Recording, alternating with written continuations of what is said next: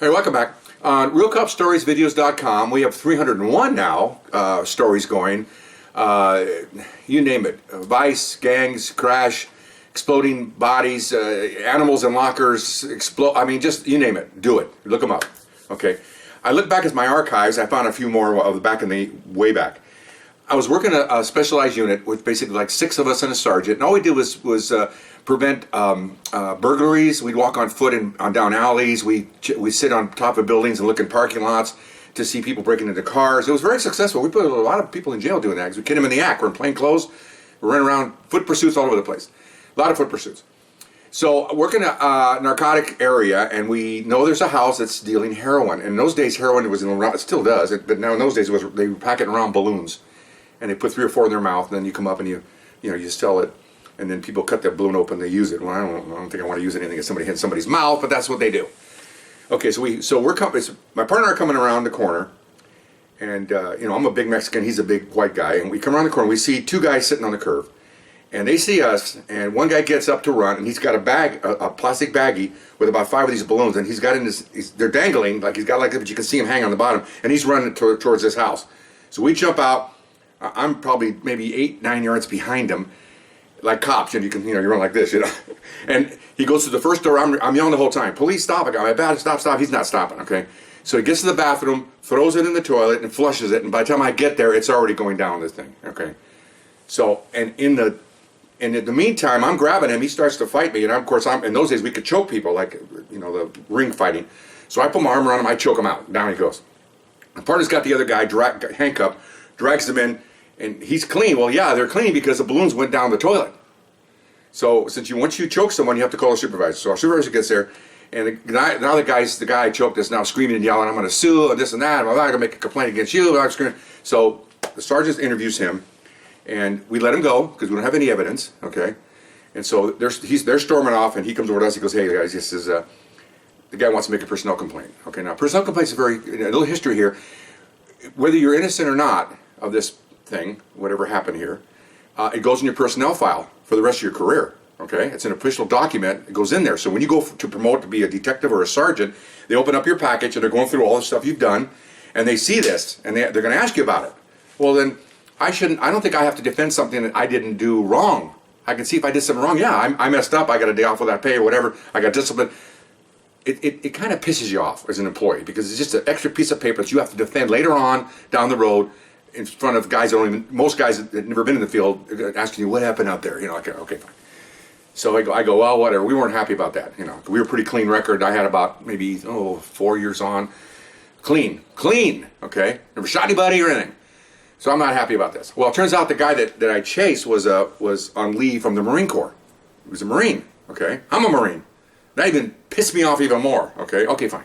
So go back to the office. And he tells us, okay, the sergeant's off for a couple days. Okay, so he says, when I come back in 3 days, I'm going to interview him, we'll do the whole thing, and then we'll have to interview you guys and all that. Okay, fine. So the next day, we're coming to work, and we got another sergeant, this other sergeant's off.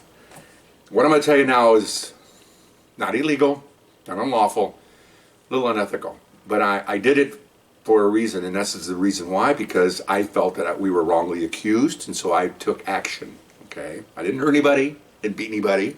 Okay. Being a Marine Corps, I know that when you go on leave, you have a certain amount of days that you're on leave. Get a card, they give you like 2 weeks, whatever it is. And in that leave, you're supposed to represent the Marine Corps.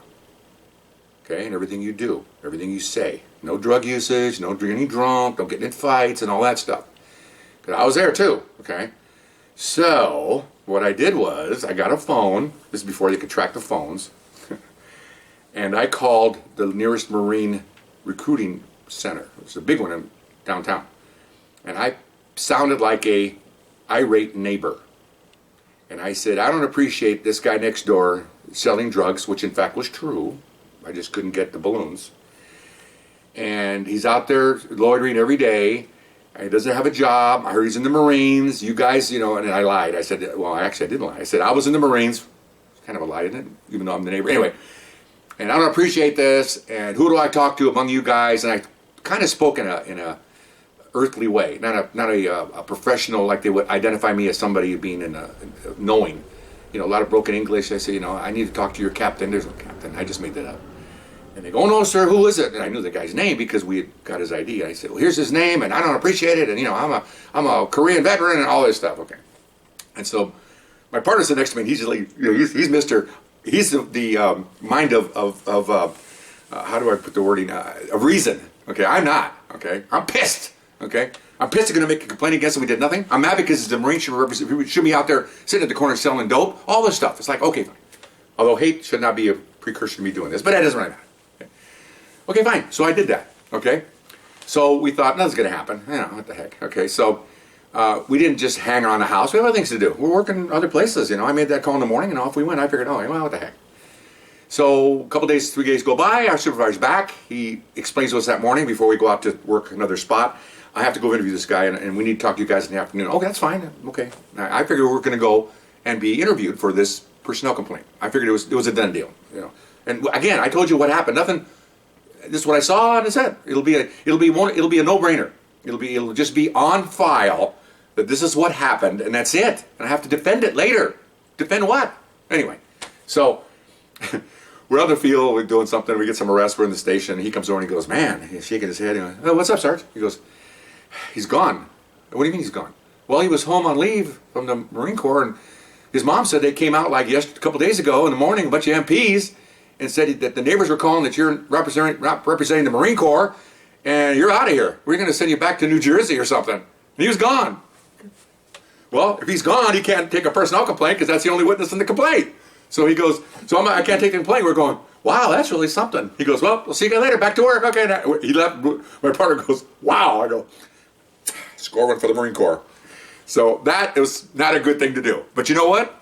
I defended us and me and maybe kind of the Marine Corps, okay? Because he was dealing dope. He was hanging out that house. He was not doing the right thing, okay? You have to, what we say, when you become an officer or someone in the military, you cannot sit on that fence and straddle it. You have to go one side or the other. You're either with the bad guys or you're with the good guys. You cannot straddle that fence. I'm sorry. That's the way it is. Anyway, so I hope you enjoyed that, and we'll see you later. I can't read that, sorry. Oh yeah, that's a good one. Semper Fi, all right? All you Marines out there. Bye-bye, thank you.